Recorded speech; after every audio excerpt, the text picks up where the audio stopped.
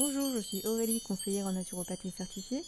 J'ai décidé de faire une série de podcasts sur le pouvoir du psychique sur notre corps. Nous avons déjà vu l'effet placebo, l'effet nocebo et les croyances limitantes. Pour ceux qui n'ont pas entendu les podcasts, je vous invite à aller les écouter, je les mettrai en lien. Aujourd'hui, nous allons aborder le thème de la solitude. Alors, selon les personnes, il existe différents facteurs pour être en bonne santé: l'alimentation, l'exercice physique, prendre des vitamines, méditer, bien dormir. Mais il y en a un auquel on ne pense pas à première vue, c'est la sphère sociale. On sait combien il est agréable d'avoir des amis, mais on sous-estime son pouvoir sur notre corps. Les êtres humains se nourrissent les uns des autres. Nous avons besoin de relations sociales pour nous épanouir. Qu'en est-il lorsque ce besoin n'est pas assouvi et lorsque nous sommes seuls ? Il existe deux formes de solitude. La solitude heureuse, celle qui nourrit notre esprit, qui permet de recharger les batteries, de méditer, d'avoir du temps pour soi. Elle est ponctuelle. Celle-ci est bénéfique et positive. A l'inverse, la solitude négative, c'est celle que l'on n'a pas choisie. C'est l'isolement, le retrait. Elle est omniprésente et continuelle. Elle mène à un isolement social chronique qui engendre du stress. Daniel Russell, psychologue à l'université de l'Iowa, AMS, a mis en évidence le facteur qui joue un rôle clé dans le degré de la solitude et le ressenti qu'on en a, et pas uniquement le nombre d'amis qu'on a ou pas. En effet, des personnes qui ont beaucoup d'amis peuvent se sentir seules, et à contrario, des personnes seules peuvent ne pas ressentir le sentiment de solitude. Quand il était étudiant, Russell a contribué à l'élaboration de l'échelle UCLA. L'échelle UCLA de la solitude est fondée sur un questionnaire qui tente de saisir la façon dont on perçoit son rapport aux autres. Il a constaté que les personnes qui ont les chiffres les plus élevés présentent des changements physiologiques qui mettent leur corps en état d'alerte. Je cite: « Les solitaires ont une résistance vasculaire plus élevée, un durcissement artériel qui élève la tension. Cela oblige le cœur à travailler plus dur et peut contribuer à l'usure prématurée des vaisseaux. » Fin de citation. Il a également noté un taux élevé de cortisol dans la salive et d'adrénaline dans l'urine. En effet, le solitaire considère les autres comme un danger. Son cerveau reptilien prépare son corps à la fuite ou à l'attaque. Lors d'un danger d'ordinaire, le corps retrouve son homéostasie une fois la menace éloignée. Or, le corps du solitaire est constamment dans cet état de danger, ce qui, à la longue, provoque un stress chronique délétère pour sa santé. John Cacioppo de l'Université de Chicago, psychologue social, qui étudie les effets biologiques de la solitude en collaboration avec Russell, a démontré également un impact de la solitude sur le système immunitaire. Il a analysé l'activité des globules blancs de 14 personnes dans une étude menée auprès d'habitants de Chicago. Je cite: « Les volontaires à sélectionner se situaient dans les 15% supérieurs ou dans les 15% inférieurs sur l'échelle UCLA. Deux différences sont apparues entre les deux groupes.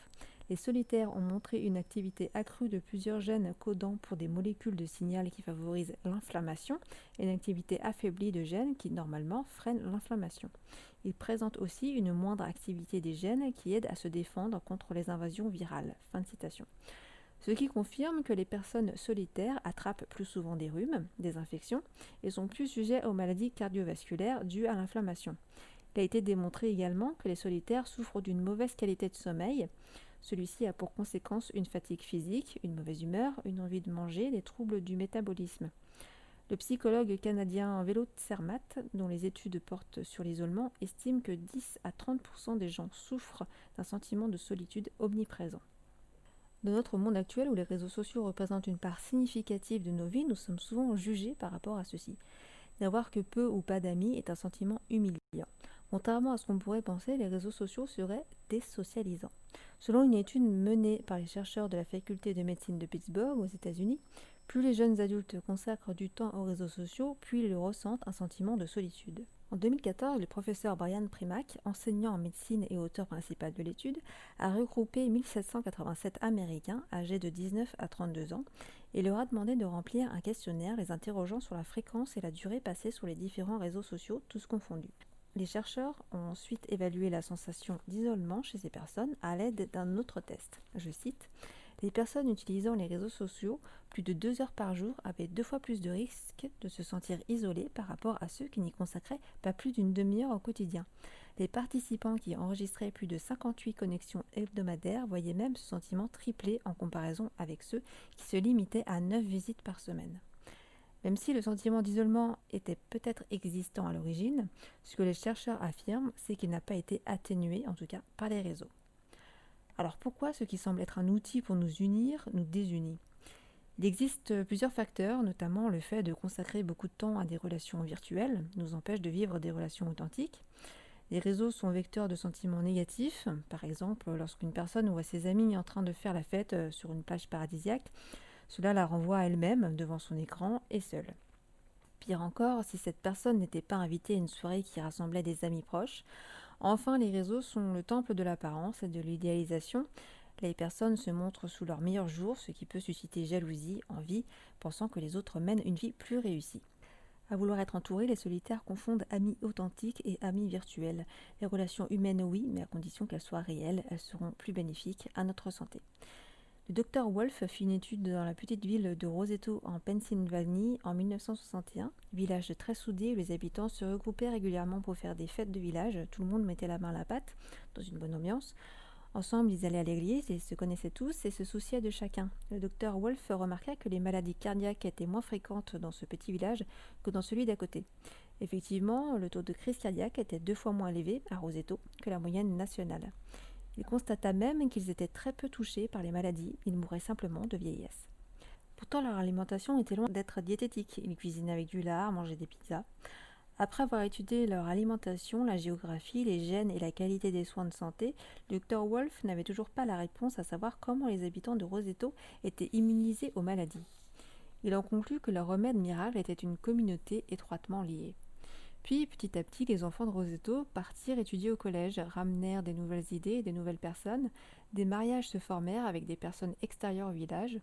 Puis les jeunes partirent vivre ailleurs, les rituels et fêtes disparurent, les liens dénoués. C'était à présent le chacun pour soi. En 1971, Roseto vit sa première crise cardiaque chez un homme de moins de 45 ans.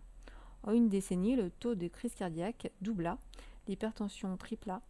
Le docteur Wolf conclut, j'ouvre les guillemets, qu'un individu isolé peut se retrouver facilement submergé par les difficultés de la vie quotidienne et que ce genre d'accablement peut déclencher des réactions de stress dans le corps.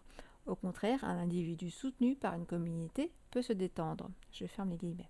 Selon des études, les personnes seules ont plus de chances d'avoir des maladies cardiaques, des cancers, la maladie d'Alzheimer ou des idées suicidaires. Les effets positifs des liens sociaux peuvent être un remède préventif, voire curatif pour les maladies, comme nous l'avons vu dans la petite ville de Roseto. Les liens sociaux doivent être mis en avant tout autant que l'alimentation et le sport dans l'élaboration de notre santé. C'est un vrai remède. C'est le thème que j'aborderai dans un prochain podcast. Nous verrons les relations sociales comme un médicament pour notre santé. En attendant, je vous souhaite une belle journée. Si vous avez des questions ou des remarques, n'hésitez pas à les laisser en commentaire. J'y répondrai avec plaisir et je vous dis à bientôt.